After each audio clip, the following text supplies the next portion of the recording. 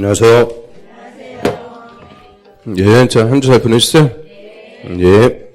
자, 오늘은 7주차 수업이고요. 자, 오늘 건축법사 마무리 줘야 되니까 상당히 많습니다. 오늘 헛소리 날 건데, 매일 말씀드리고요. 자, 오늘 부정이 좀 나가겠습니다. 자, 오늘 확인할 수 문제 먼저 맞춰보고 들어가죠.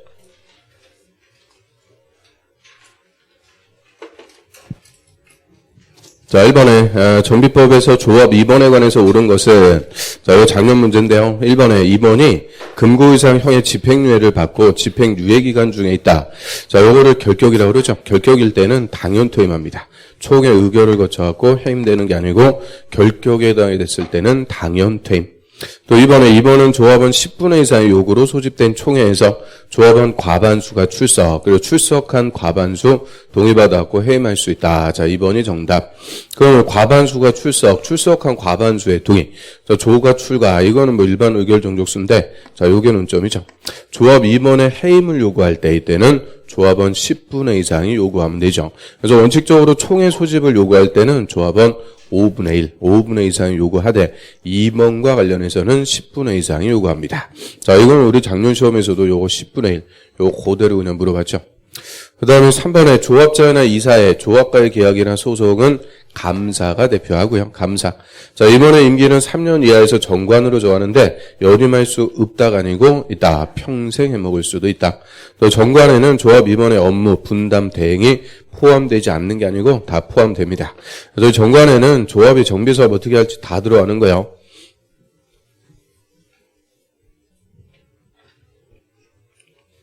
그 다음에 2번.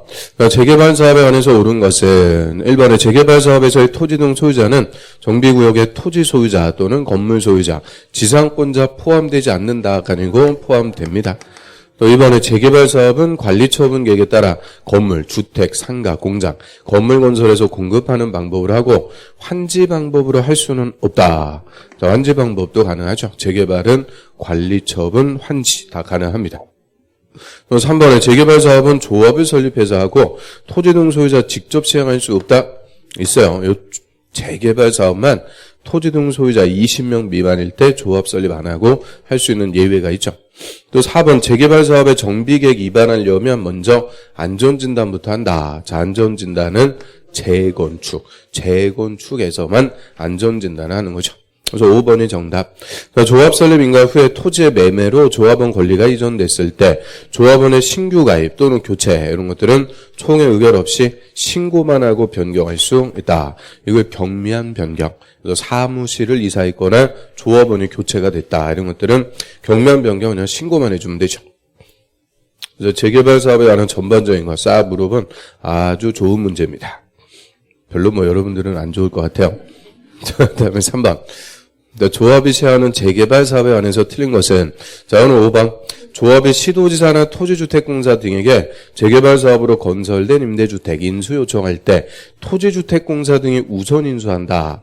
자, 이 재개발 사업은 공익사업이라서 의무적으로 15%까지 임대주택을 짓도록 하고요.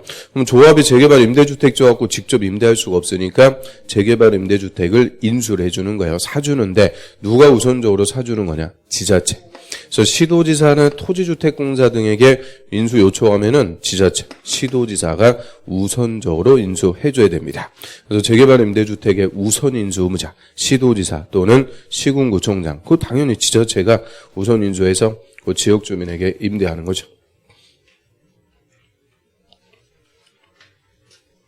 그 다음 4번에 관리처분 기준에 관해서 틀린 것은 자, 이거는 뭐 쉬운 거죠. 1번. 같은 세대에 속하지 않는 2명 이상이 1주택을 공유하고 있을 때는 소유자 수만큼 공급하는 게 아니고 1주택만 공급합니다. 1주택을 공유하고 있다. 이때는 예외가 없어요. 그냥 1주택. 1토지를 공유하고 있을 때는 조례로 정하면 더 줄 수도 있죠. 근데 1주택은 그냥 1주택 공유하고 있을 때는 그냥 1주택. 또 5번 건축법령에서의 용어로 틀린 것은 자, 이것도 5번. 자, 개축이란 건물이 천재지변 재해로 멸실되었고 알았어요. 또 아는 거 나왔어요. 그래서 재해로 멸실되었고 종전 규모로 다시 축조한다. 재 맞춰갖고 재축입니다. 개축은 철거, 개철이 철거해서 종전 규모로 다시 짓는 것을 개축이다라고 하고요. 그 다음에 다중용 건물이 아닌 것은, 여기 다중용 건물 하면은 크게 이제 두 가지 요건이 되죠. 문, 종, 파, 눈, 의, 숙, 5,000제곱미터 이상, 5,000 이상, 또는 16층 이상. 그래서 저희 둘 중에서 하나라도 해당하면은 다중용 건물이다. 그럼 19층이면 16층 이상이니까 다중용 건물. 그러면 1, 2, 3, 4인데요. 자, 다 바닥 면적 합계 5,000 이상. 그런데 용도를 물어본 거죠. 그럼 관광 숙박시설하고 관광 휴게시설. 자, 여기서 또 갈림길인데요. 관광 숙박시설, 요거는 의숙할 때 숙자. 숙박시설이 일반 숙박, 생활 숙박, 관광 숙박시설. 또 앞에다 살짝 관광자 껴놨다고 또 구분 못하죠. 그래서 관광 휴게시설. 자, 요게 해당 사항이 없습니다. 그래서 이게 다 세 개는 딱 지워지는데 꼭 둘 중에서 꼭 그 두 개 선택의 갈림길. 거기서 꼭 안 좋은 방향으로 가죠. 그래서 관광 숙박시설이 아니고 관광 휴게시설은 해당 사항이 없습니다.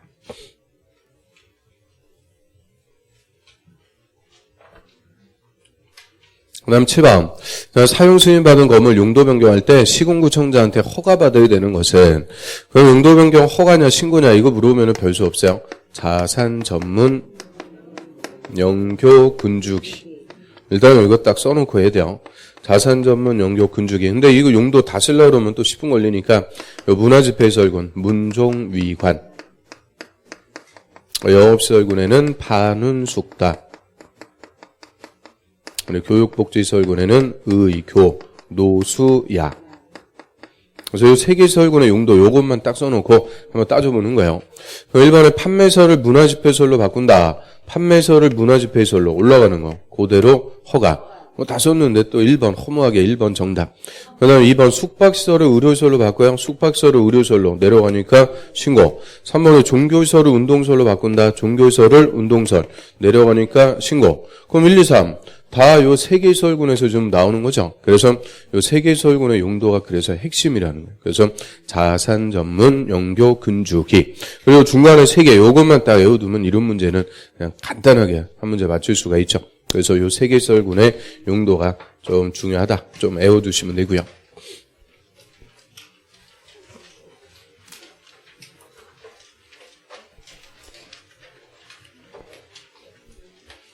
자, 오늘은 178페이지 보겠습니다. 요약집 178페이지.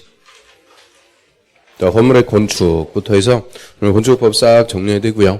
자, 그러면 건축법에서 이 건물 건축하는데 이 건물 건축하려면 건축 허가 받아야 돼요. 건축 허가. 자, 요게 별표 3개. 건축법에서 제일 중요한 제도. 그래서 작년 시험은 좀 올인해갖고 물어본 성격이 있죠. 작년에 이 건축허가에서만 3문제 나왔습니다. 3문제 아주 집중적으로 건축허가 파트에서 물어봤고요. 자, 허가를 기반으로 어떤 절차로 건물 건축하고 사용하면서 유지 관리하는 것까지.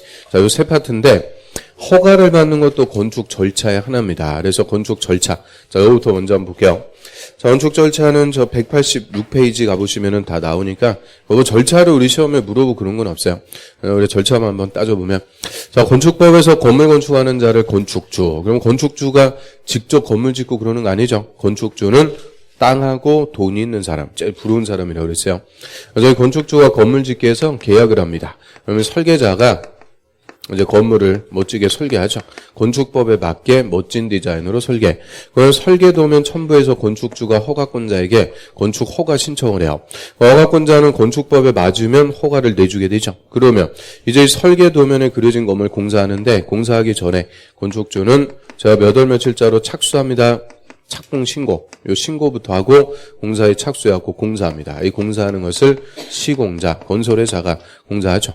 근데 시공자가 설계도면대로 좋은 자재 갖고 공사하는지 감독할 자, 감리자 지정해서 감리자 감독하에 공사하고요. 그래서 4명, 건축주, 설계자, 감리자, 시공자. 자, 요 4명을 우리가 묶어갖고 건축 관계자. 건물 무너지면 책임질 사람들, 건축 관계자라고 하는데요.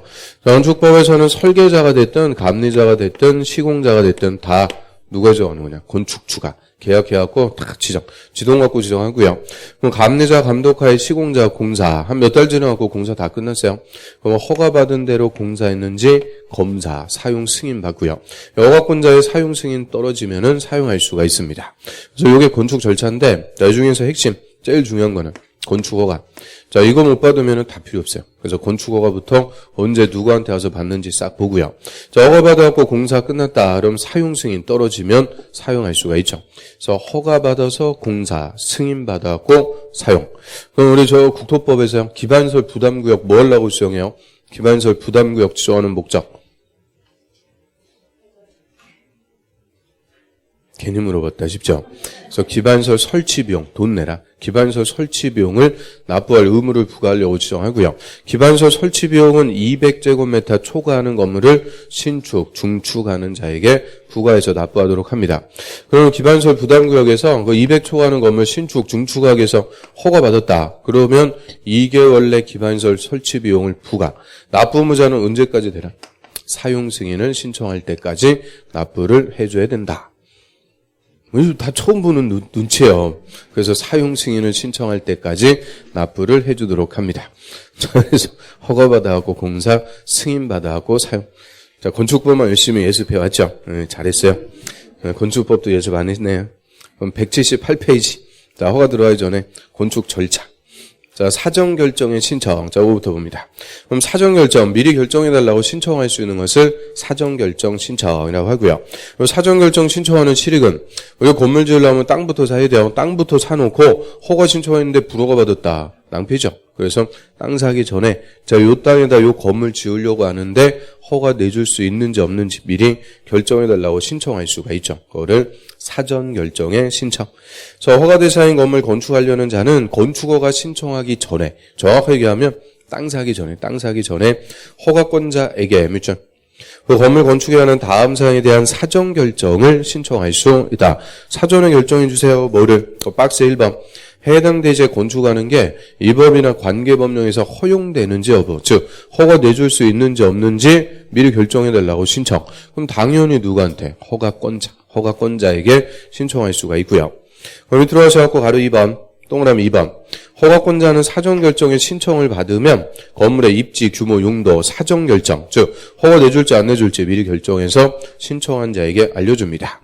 허가권자가 허가 내줄게요. 사전결정에서 통지했어요. 그럼 이제 효과, 그 밑에 가로 3번. 사전결정의 통지를 받으면 다음에 허가받거나 신고한 걸로 본다. 이 사전결정만 받아도 바로 의제되는 것들이 있습니다. 박스에 보면은 1번 국토법의 개발행위 허가, 개자 떠오냅니다. 개발행위 허가. 또 이번에 산지관리법에 따른 산지전용 허가, 산자 떠오냅니다. 3번에 농지법에 따른 농지전용 허가, 농자 동그라미. 그래서 요 세 개, 개발행위 허가, 농지전용 허가, 산지전용 허가, 이거 3종 세트라고 그랬죠? 땅에다가 건물 짓기 위한 전제 조건.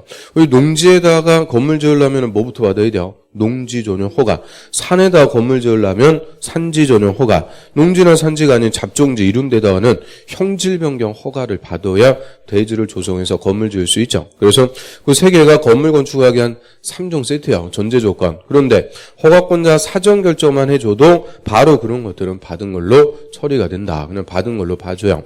그런데 그 밑에 거 하천법에 따른 하천조명 허가, 하자 떠오르면 하천조명 허가까지. 그래서 개, 산, 농, 하 4개는 사전 결정만 받아도 바로 의제가 됩니다. 4개니까 작년에 그냥 한 문제 물어본 거죠. 30회 때. 그래서 여기다 CF 해갖고 하나 비서유무례하게 도로 조명 허가 X.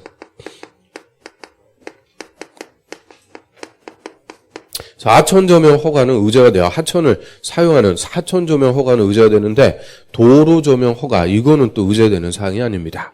그럼 도로를 조명한다는 게 도로를 막고 사용할 수가 있다. 그걸 얘기하고요. 여기 주변에 이제 건물 짓는 공사 현장 보면은 공사 차량 트럭 같은 거 들락날락하기 위해서 도로를 좀 통제하는 거 볼 수가 있죠. 그게 이제 도로 조명한다는 거예요. 그래서 도로를 막고 사용하려면 허가를 받아야 되는데 사전 결정을 받았다. 사전 결정은 허가 내줄게요. 사전 결정했는데 공사 바로 들어가는 거 아니죠. 그래서 도로 조명 허가 이런 것들은 사전 결정 받아도 의제가 안 돼요. 그래서 사전 결정 받으면 딱 4개. 계산, 농하 4개만 받은 걸로 처리가 됩니다. 그다음 몇 페이지로 가볼까요? 실효. 사전 결정을 신청한 자는 이 사전 결정 통지 받으면 2년 동안에 2년 내 건축 허가를 신청해야 되고 이 기간에 허가 신청 안 하면 사전 결정이 실효. 그 허가권자가 사전 결정해서 허가 내줄게요. 통지했어요. 그날부터 돈 모은다 그랬죠. 하루에 얼마씩? 500원씩 모았고 20은 지나갖고 땅 사갖고 허가 신청 의미 없다 그랬어요. 그래서 사전 결정 받으면 통지 받으면 2년 내 땅 사갖고 허가를 신청. 이것도 또 28회 때 어렵게 사전 결정 받으면 2년 내 착공 신고해야 된다. 착공 신고 안 하면 사전 결정이 실효다. 그러면 틀려요. 착공 신고를 하는 게 아니고 뭐를 신청해라. 건축 허가를 신청. 땅 사갖고 허가를 신청 안 하면 사전 결정이 실효입니다. 그래서 사전 결정은 약속이 2년 내 허가 신청하면 허가 내줄게요. 약속. 그 다음에 들어갑니다. 건축 허가. 자, 허가권자 거다 별표. 자, 업무를 건축 동그라미, 대손 동그라미. 건축이 뭐요? 신, 증, 개, 제, 이. 대손은 알긴 아는데 답이 안 나오죠. 구조를 증설해체 수원 변경. 그래서 이 건축이나 대손하려면 그 특별자치시장하고 특별자치도지사 가로 묶어갖고 이하에서 생략. 그리고 시군구청장한테 허가. 그렇죠? 시군구청장 허가 받아야 된다. 그래서 원칙적 허가권자는 시군구청장. 뭐 하려면 건축하거나 대손하려면 그게 허가 대상. 근데 또 하나는 2번 예외. 자, 충수가 21층 동그라미 21층 이상 또는 연면적 합계 10만 이상, 10만 동그라미 이상인 건물. 자, 이런 건물을 대형 건물이라고 합니다. 이 대형 건물을 밑에 특별시, 광역시에서 건축할 때는 특별시장, 광역시한테 허가 맺죠. 특별시장, 광역시한테 직접 허가받아야 된다. 딱 끊고요. 그래서 대형 건물 21층 이상 또는 연면적 10만 이상 이런 건물은 파급 효과가 특별시, 광역시 전체에 미치는 거죠. 기반설도 왕창 깔아줘야 되고 버스 노선도 확정하고 이런 파급 효과가 전체에 미치니까 특별시장, 광역시한테 직접 가서 허가받으래요. 근데 다만 공장 동그라미, 창고 동그라미 2개 묶어갖고 별표 2개는 제외한다. 그래서 공장하고 창고는 대형 건물이라도 특별시장, 광역시한테 허가받는 게 아니다. 얘들은 파급 효과가 큰 거 아니라고 그랬죠. 창고 뭐 연면적 10만 이상 커도 물건 쌓아두는 거지 파급 효과 큰 거 아니니까 그 2개는 제외. 요새는 아주 그 단서 갖고 맨날 물어본다 그랬어요. 그러면 허가권자 원칙 시군구청장 예외 특별시장, 광역시장 절대 허가권자가 될 수 없는 게 도지사입니다. 도지사는 허가권자가 아니고 그 밑에 사전 승인권자가 되죠. 그래서 시장운수는 시장운수 밑줄 다음에 해당하는 건물의 건축을 허가하려면 미리 그 밑에 도지사한테 승인 밑줄 도지사의 승인받아야 된다. 그럼 순서가 어떻게 돼요? 도지사한테 승인받아고 시장군수가 허가 내준다. 그래서 시장운수가 허가하기 전에 도지사한테 승인받는 건 박스 1번. 충수가 21층 또는 21층 이상 또는 연면적 합계 10만 또는 10만 이상인 건물. 근데 밑에 줄 끝에 다만 앞에서 끊고 역시 공장 동그라미 창고 동그라미 묶어갖고 별표는 제외한다. 그럼 공장 창고는 제외. 이거 좀 전에 뭐 똑같아요? 그 위에 특별시장 광역시장한테 허가받는 거하고 똑같죠? 그걸 뭐라 그래? 복사 붙여넣기. 그래서 복사해서 붙여넣기. 똑같은 거예요. 그래서 똑같은 건데 이제 허가권의 체계가 어떻게 들어가는지 구분해야 된다 그 얘기죠. 우리 특별시하고 광역시에서는 대형 건물 21층 이상 또는 연면적 10만 이상인 건물을 특별시장, 광역시한테 직접 가서 허가받아라. 그런데 경기도 같은 도에서는요. 대형 건물도 시장 군수한테 허가받는 거예요. 그런데 시장군수가 허가하기 전에 도지사한테 승인 받아갖고 시장 군수가 허가를 내주게 되죠. 우리 항상 대형 건물에서 2개 공장 창고는 제외다. 염두하고요. 근데 도지사의 승인 대상이 도지사형 그 동그라미 2번 자연환경 할 때 자자 수질보 할 때 수자 동그라미 자연환경 수질보를 위해서 도지사 지정 공고했다. 산 좋고 물 좋고 자 여기서는 규모가 있어요. 3층 이상 3층 동그라미 또는 연면적이 1000제곱미터 이상 자, 공동주택, 일반 음식점, 일반 업무시설. 자, 이런 걸 읽어보시고. 그리고 위락설하고 숙박설. 그 위락설하고 숙박설 밑줄. 그 다음에 또 3번에 주거환경, 교육환경을 보호하기 위해서 도지사 지정했을 때는 그냥 위락설하고 숙박설. 그럼 위락설하고 숙박설 항상 얘들이 논점인데요. 자, 좀 규모가 붙는 거는 요것만. 주거환경, 교육환경일 때는 규모에 관계없이 위락설과 숙박설은 도지사의 승인 대상이다. 그 얘기죠. 그리고 위락설, 술집, 숙박설은 못해.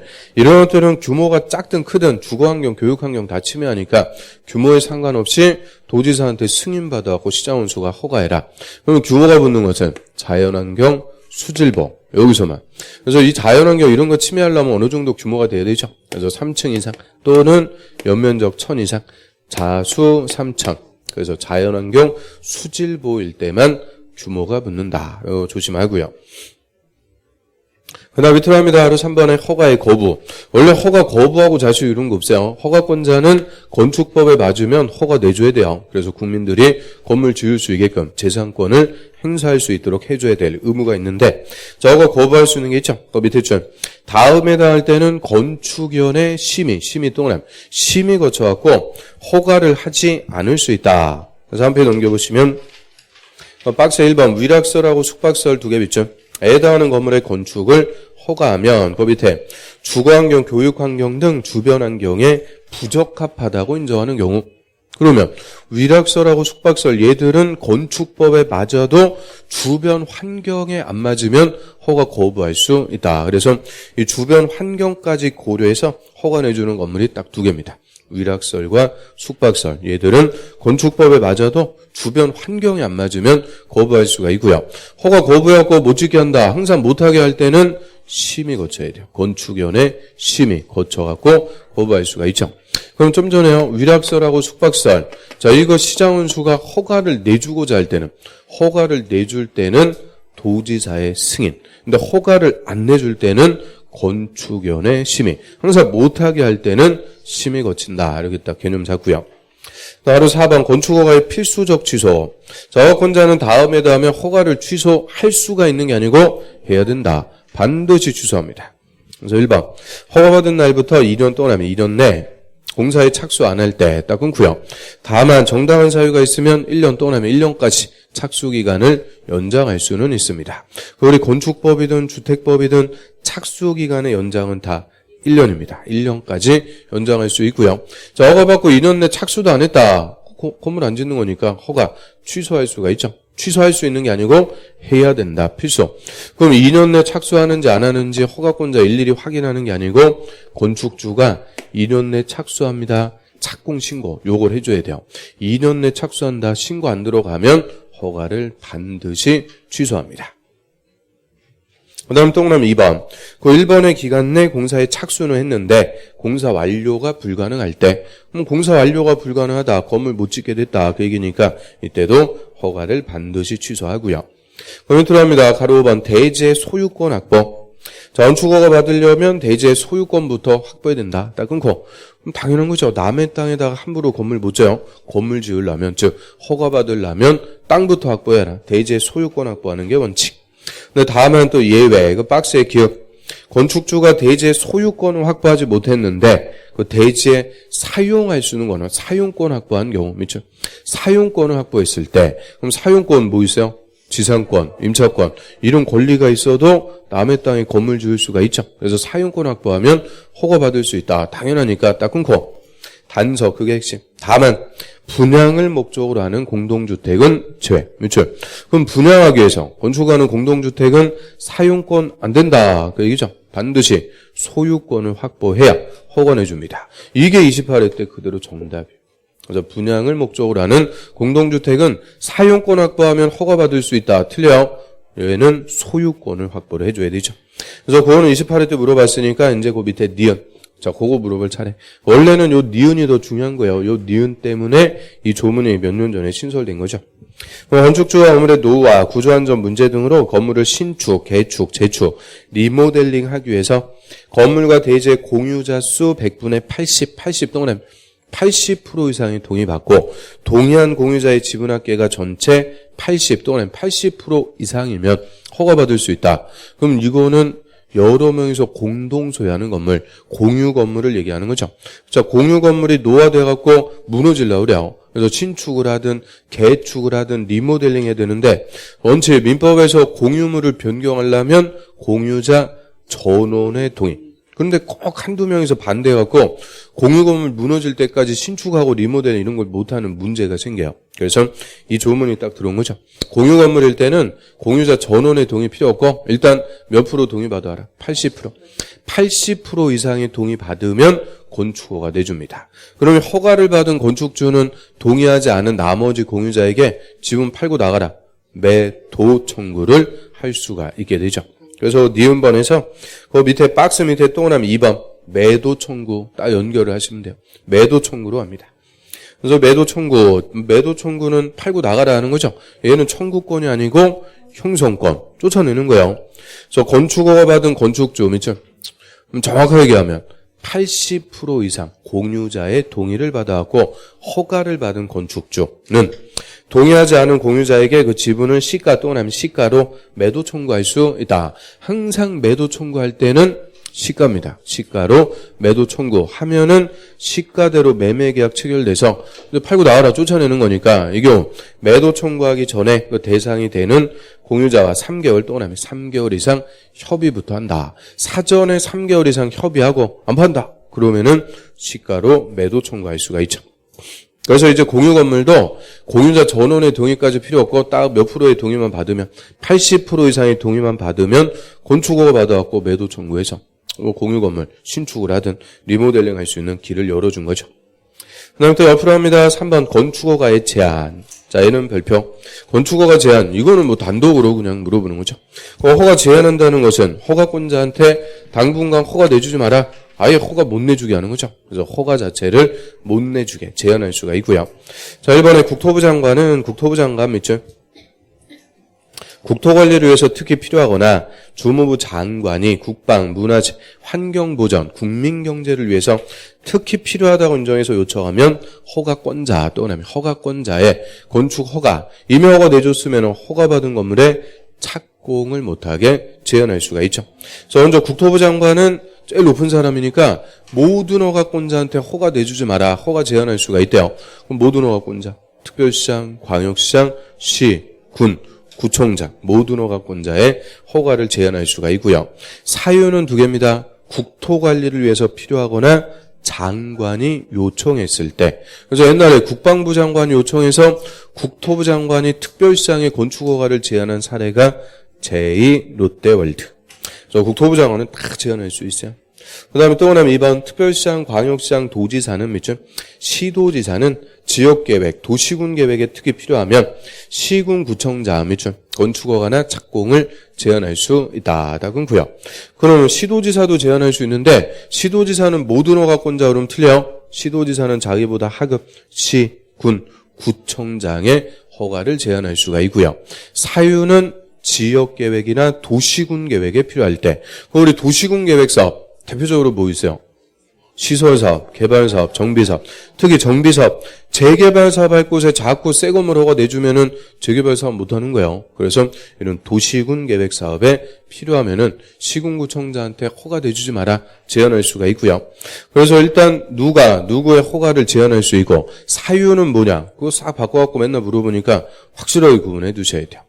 그 다음에 계속 보면은 이 경우 시도지사는 즉 시도지사가 시군구청장의 허가 제한했으면 즉시 국토부 장관에게 보고 또는 보고에 대고 사후에 보고. 자, 보고를 받은 국토부 장관은 제한이 지나치다고 인정하면 해제를 명령할 수 있다. 맞죠? 해제 요청할 수 있다. 그러면 틀려요. 제한이 지나칠 때는 해제 명령할 수가 있죠. 그 다음 밑에 가로 2번. 자, 국토부 장관 시도지사가 건축허가 제한하려면 그 밑에 주민의 의견도 듣고 건축위원회 심의 또는 심의도 다 거쳐야 된다. 항상 못하게 할 때는 심의. 근데 영구적으로 건축허가 제한, 영구적으로 건물 못 짓게 한다. 있을 수가 없어요. 그래서 건축허가 제한 기간 2년 또는 2년 이내로 한다. 다만 1회 1년 또는 연장할 수 있다. 그럼 2년에 1년 연장, 최장 3년까지 건축허가 못 내주게 제한할 수가 있죠. 그러면 공법 통틀어 갖고 허가를 제한하는 게 딱 2번 나요. 건축허가 제한, 또 국토법에 개발행위 허가 제한, 개발행위 허가 제한하고 건축허가 제한 2개가 있고요. 그럼 뭐가 개념이 더 큰 거냐? 개발행위 허가 제한이 훨씬 큰 거죠. 우리 개발행위 허가 제한은 6가지 개발행위를 다 못하게 하는 거예요. 그 6가지 개발행위 뭐 있어요? 건물의 건축, 공작물의 설치, 형질 변경, 토석 채취, 토지 분할, 물건을 쌓아놓는 거. 6개 다 못하게 하는 게 개발행위 허가 제한. 그 중에서 첫 번째 건물의 건축만 못하게 하는 게 건축 허가 제한. 그래서 이 개발행위 허가 제한이 훨씬 더 개념이 큰 거니까 기간도 더 길죠. 3년에 2년 연장, 최장 5년. 건축 허가 제한은 2년에 1년 연장, 최장 3년. 그래서 딱 개발행위 허가 제한, 건축 허가 제한 2개밖에 없어요. 그 앞에 넘겨보시면은 짜잔 거기 다 써 있어요.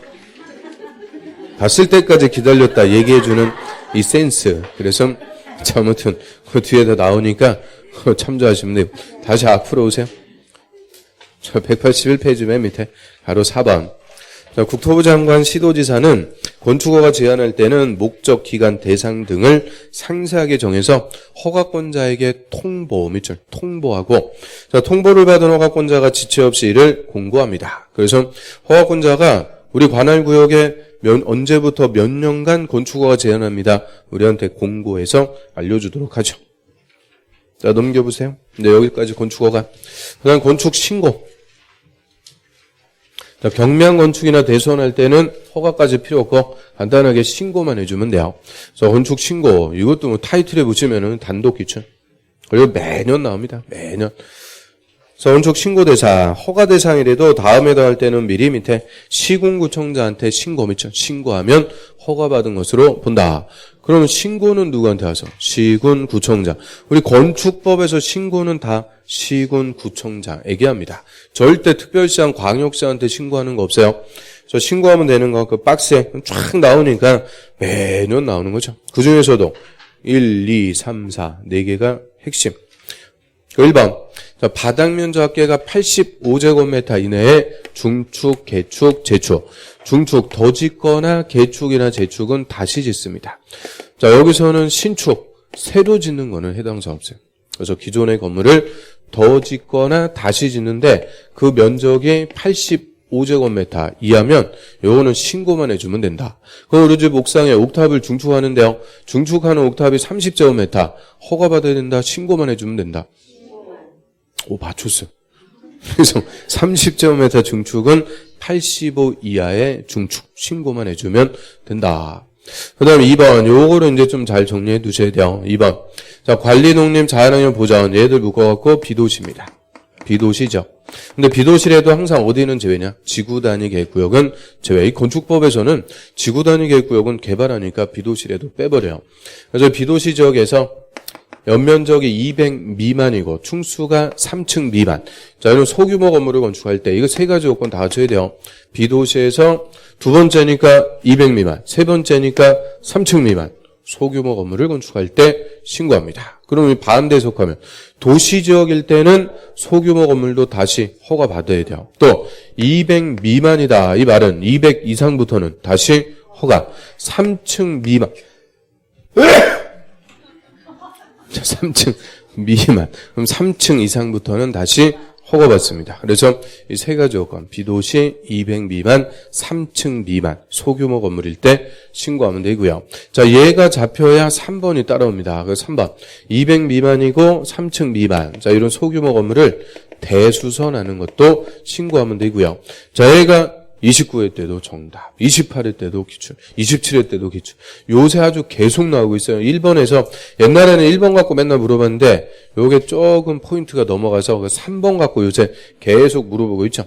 그래서 29회 때는 어렵게 물어봤어요. 연면적 180제곱미터 2층인 건물의 대선은 신고하면 된다. 그럼 180이면 200 미만. 2층이면 3층 미만. 이렇게 준 게 아니고 구체적으로 물어본 거죠. 그래서 200 미만이고 3층 미만 소규모 건물의 대선 신고하면 되고요. 그 다음에 4번도 대선인데 주요구조부의 해체가 없이 수선만 하는 대선. 그것도 신고하면 된다. 해체가 없이 해체해버리면은 이거는 경미한 거 아니다. 그 얘기죠. 그래서 그 내력벽은 얼마 이상 수선해야 대선이 돼요? 30제곱미터 이상, 30 이상 수선만 하는 거. 기둥하고 부하고 지붕틀은 각각 3개 동그라미, 3개 이상 수선만 하는 거. 방화벽이나 방화구역을 수선, 주계단, 피난계단, 특별피난계단을 수선만 하는 대선. 그것도 신고해주면 된다. 그래서 1, 2, 3, 4, 그게 건축법에서 규정하는 신고 대상, 핵심인데요. 그 중에서도 1번하고 2번 두 개가 제일 중요한 거죠. 자, 1번은 바닥 면적 85 이하의 중축, 개축, 재축. 2번 B도시에서 200 미만이고 3층 미만인 건물의 건축. 3번은 요 200 미만 3층 미만인 건물의 대선. 4번은 해책 없이 수선만 하는 대선.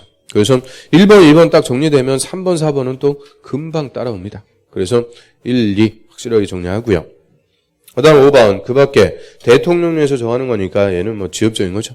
자, 기획반원 보면 연면적 100제곱미터 또는 이하인 건물의 건축했으니까 요거는 신축입니다. 새로 짓는데, 새로 짓는 건물이 얼마 이하냐? 100제곱미터. 100제곱미터 하면 30평이요. 30평 이하짜리 이런 건물을 건축할 때, 신축할 때도 신고하면 되고요.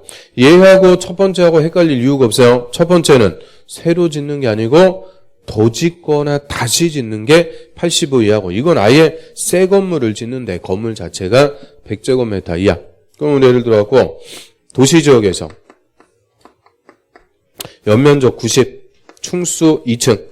자, 요 건물 건축하려고 그래요. 요거 허가받아야 된다. 신고만 해주면 된다.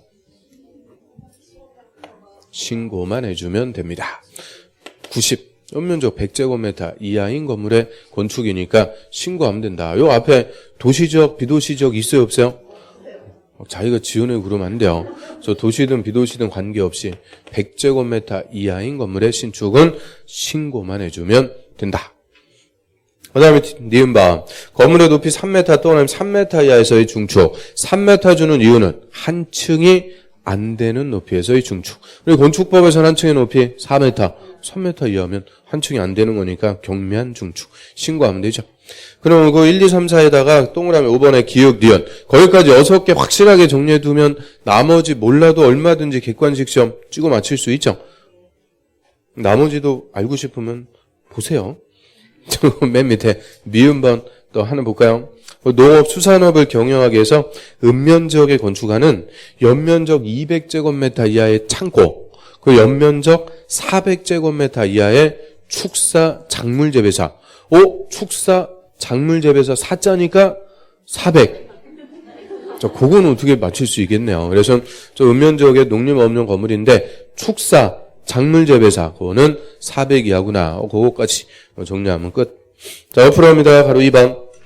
그 다음 또 나면 2번에 치료. 건축 신고한 자가 신고한 날부터 1년 떠나면 1년 내 착수 안 하면 신고 효력이 없어진다. 치료. 딱 끊고요. 다만 역시 정당한 사유가 있으면 1년 떠나면 착수기간 연장할 수 있다. 그래서 건축허가든 건축 신고든 착수기간 연장은 1년. 1년까지만 딱 인정을 해주고요.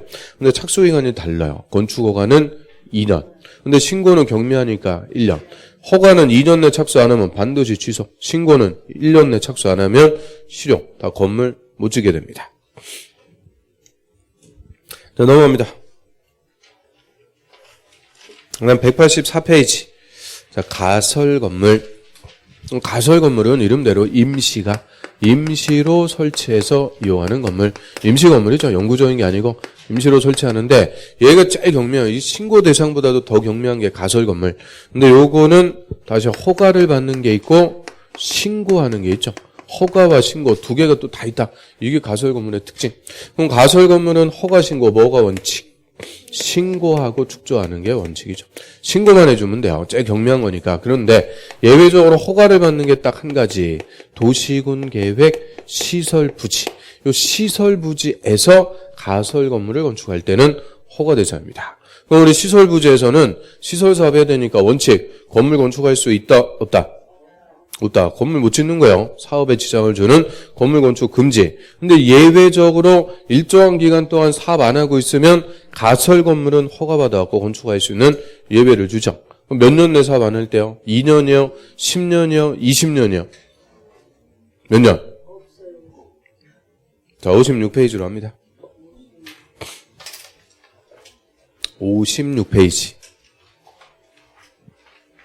위에 시설부지에서의 개발행위 원칙. 시설부지에서는 건물의 건축, 공작물 설치를 허가해서는 안 된다 그랬으니까 원칙적으로 건물 못 짓는 거예요. 근데 밑에 예외. 자, 밑에 줄에 세 번째 줄. 도시군계획 시설 결정고시일부터 2년이 지날 때까지 사업 안 하고 있는데 첫 번째 단계별 집행계획이 수립이 안 됐다. 의미는 언제 사업할지 모른다 그죠? 또 1단계 집행계획이 포함이 안 됐다. 이 말은 3년 내는 사업을 안 한다. 사업하려면 아직 한참 남았다. 이때는 시설부지라도 다음에 개발행위 허가내 줄 수 있다. 그래서 박스에 1번 가설 건물의 건축 그겁니다. 가설 건물의 건축은 허가받아고 할 수가 있다. 그래서 이런 시설부지에서 2년 내 사업 안 하고 있을 때 이때 예외적으로 가설 건물 허가받아 건축할 수 있는데요. 그 구체적인 건축 기준을 건축법에서 규정하는 거죠. 그래서 다시 뒤로 오세요. 자료 1번의 건축허가 또 하나 1번 도시군계획 시설 및 예정지에서 그렇죠? 시설 부지에서 가설 건물 건축할 때만 시군구청장한테 허가 그렇죠? 시군구청장한테 허가받는다. 근데 또 하나 2번 시군구청장은 가설 건물의 건축이 다음에다 하는 경우가 아니면 허가를 해야 된다. 그럼 다음에다 하는 경우가 아니면 허가 내준다. 이 말은 반대해서 가면 다음에다 하면 허가 안 내준다. 불허가 사유다. 그 얘기죠.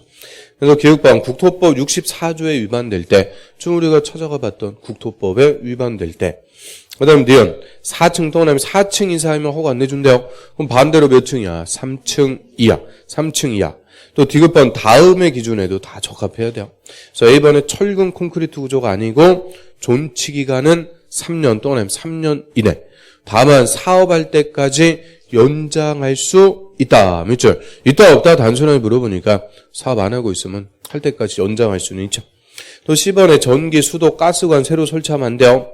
또 D번에 공동주택 등 분양을 목적으로 하는 것이 아니어야 된다. 이거 3년 이내짜리를 팔아먹고 분양 사기치는 거죠. 그래서 나머지 거 읽으면 되고 그 숫자 나오는 거 4층 이상이면 안 되고 존치 기간은 3년 이내 이런 기준에 적합하면 시설부지에서 가설 건물 허가받아 건축할 수 있죠. 그 다음 밑으로 갑니다. 축조 신고 그게 원칙이요. 가로 1번에 불과하고 재해복구 흥행 전람회 공사용 가설 건축물 등을 밑에 축조하려면 밑에 줄 시군구청장한테 신고하고 착공한다. 그래서 시설부지가 아니면 가설 건물은 다 뭐만 해주면 되냐? 신고. 그래서 박스에 보면 기억 전시를 위한 견본주택 그게 모델하우스 분양할 때까지만 잠깐 설치하는 거죠. 또 디귿번 보면은 조립식 구조의 경비용 가설 건물 연면적 10제곱미터 이하. 또 옆으로 와서 미음번에 주상 공업적의 농어업용 비닐하우스. 그건 연면적이 또 100제곱미터 이상.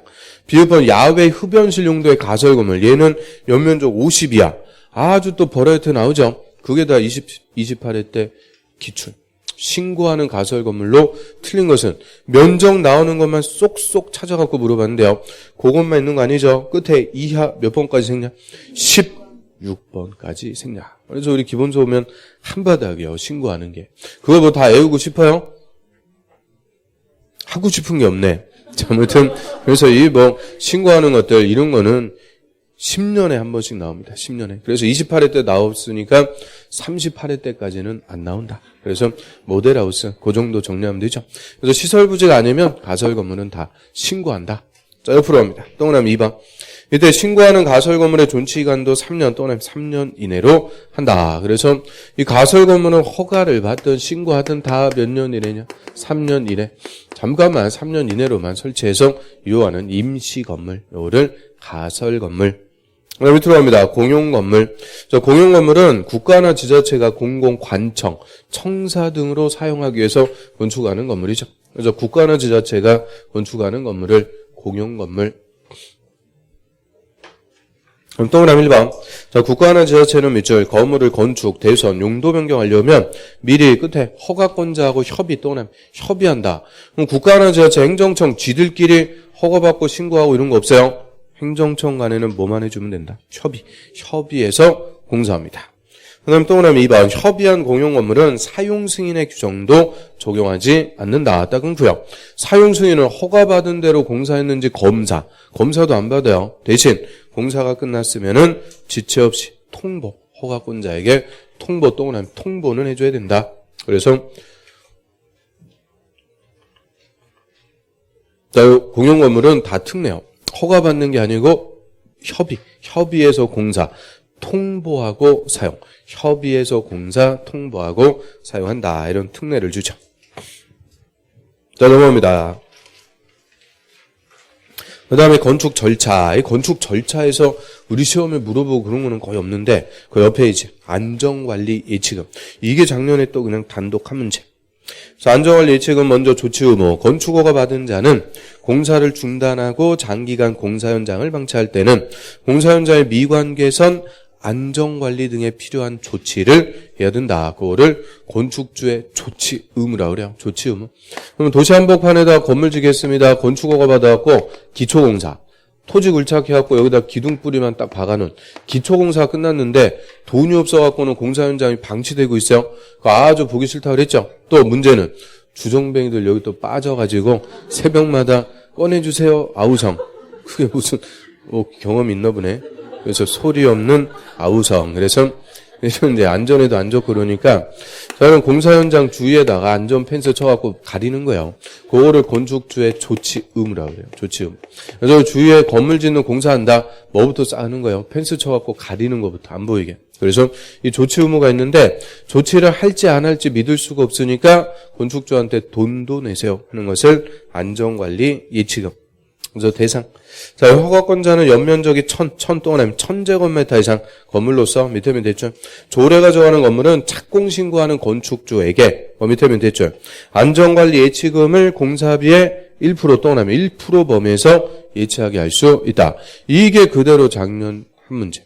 1000제곱미터 1% 딱 가로 비워놓고 그대로 그냥 숫자 부른 거죠. 1000 이상일 때 공사비 1%까지 미리 내라. 그 다음 밑으로 갑니다. 바로 3번. 저건자는 공사 현장이 방치돼서 도시미 간의 저해, 안전에 위하다고 판단되면 허가받은 자에게 다음에 개선을 명할 수 있다. 그래서 박스에 안전 펜스 설치 같은 안전 조치해라. 조치할 것을 명령하는 것을 개선 명령. 넘어갑니다.